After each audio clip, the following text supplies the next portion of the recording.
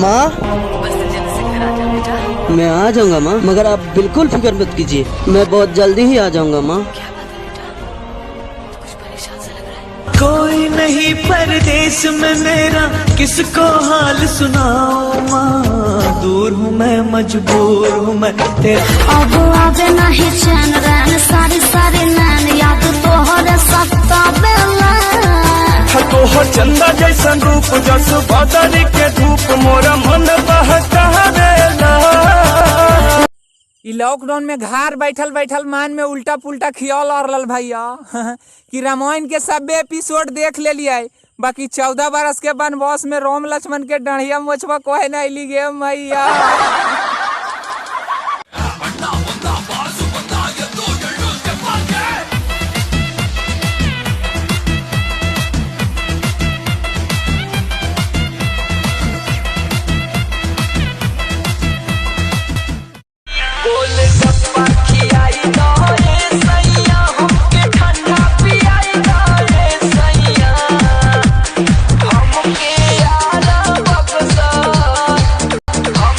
बीस साल स्कूल चलाने के बाद आप 2 महीने की सैलरी नहीं दे सकते और हम घर बैठ के 3 महीने की फीस दें? क्या हमने घर में नोट छापने की मशीन लगा रखी है?